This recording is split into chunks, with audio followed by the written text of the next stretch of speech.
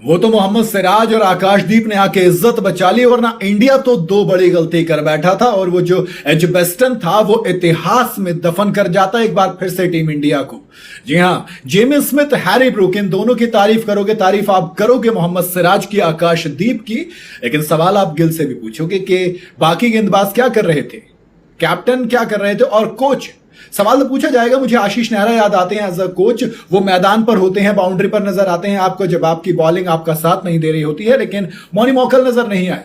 Commentary में बैठे commentators भी कह रहे थे कि कम से कम मोनी मौकल को नीचे आके बात करनी चाहिए। आपने 303 रन की पार्टनरशिप करवा दी है। सामने वाली इंग्लैंड जो 84 रन पे विकेट खो बैठी थी आधी टीम की, वो अब अचानक से क्लाइंब कर गई है, जिसकी वजह से आपके पास लीड भले से अब जब डे एंड हुआ तो 244 की, बट ये 300 से ऊपर बड़ी आराम से हो सकती थी।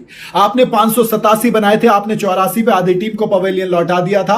बहुत आराम से आप इस गेम में आगे बढ़ सकते थे, लेकिन आपका कोई और बॉलर साथ नहीं दे रहा था। ऊपर से बॉलिंग कोच नीचे उतर के नहीं आ रहे थे। गौतम गंभीर इशारे तो कर रहे थे, लेकिन बहुत देर कर दी थी, जब तक दोनों के दोनों बैट्समैन जेमी स्मिथ और हैरी ब्रूक अपनी सेंचुरी कंप्लीट कर चुके थे।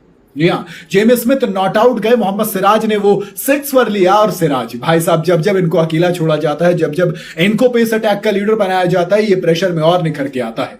आप चाहे गाबा की बात करेंगे, आप चाहे एजबेस्टन की बात करेंगे, आप कहेंगे कि मोहम्मद सिराज को अकेला छोड़िए, जरा डालिए इनको मुश्किल सिचुएशन में और फिर देखिए इनका बेस्ट। आज फिर अपने 6 विकेट चटकाए और 6 के 6 विकेट कमाल के जरूर रहे, क्योंकि आप जब सिराज को देखोगे, पहले जैक क्रॉली का विकेट था, देन रूट, वो बड़ा इंपॉर्टेंट विकेट आज का था जो रूट का निकाल के दिया। फिर आपको बेन स्टोक्स, पहली बॉल पर इनको जाफा डाला, वो निकलती बॉल गई, आउट किया।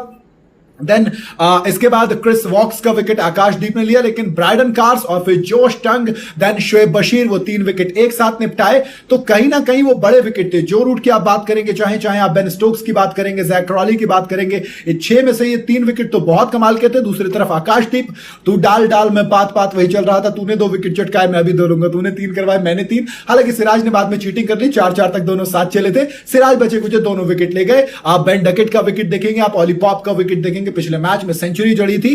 देन उसके बाद आप देखेंगे क्रिस वॉक्स का विकेट आकाशदीप ने वो चटकाया, वो भी एक और इंपॉर्टेंट विकेट था। लेकिन हैरी ब्रूक को वो जो अंदर आती बॉल, नई बॉल से जब इंडिया को विकेट की तलाश थी, तब निकाल के दिया था आकाशदीप। तो इन दोनों ने एक्चुअल में इंडिया की इज्जत बचाई है। वरना दोस्त, जब आप सोचो ना आपके 84 पे 5 विकेट हो जाए, देन 387, आपको 303 रन लग जाए सिर्फ 1 विकेट चटकाने में, तो आपकी कैप्टनसी पे सवाल उठेंगे। आप डरे डरे नजर आ रहे थे, आप मैदान पर सहमे सहमे नजर आ रहे थे। आपसे ज्यादा वोकल तो ऋषभ पंत थे यार, कम से कम। हमें सबको, मुझे मतलब ऑनेस्टली कहूं तो एनर्जी वो बहुत मिस की मैंने, जो ऑन ग्राउंड एनर्जी जिसे हम कहते हैं।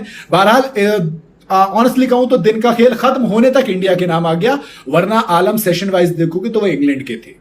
आखिरी सेशन में 5 विकेट गिरे, जिसमें से 4 इंग्लैंड के थे, 1 इंडिया का था, यशस्वी जायसवाल का। फिलहाल तो केएल राहुल और करुण नायर दोनों ने सर्वाइव किया। 18 बॉलें करुण नायर ने खेली हैं और 38 बॉल पे 28 रन बनाकर केएल राहुल खेल रहे हैं। करुण नायर दोनों के दोनों हैं। उम्मीद करेंगे 244 रन की लीड हो गई है। बट अगेन चीज वही है कि जो चौथा दिन है, अभी अपने पास डे 3 का स्टंप हुआ है, आप बैटिंग कीजिए और इंग्लैंड को फिर ऑल आउट करने की कोशिश कीजिए एक दिन में।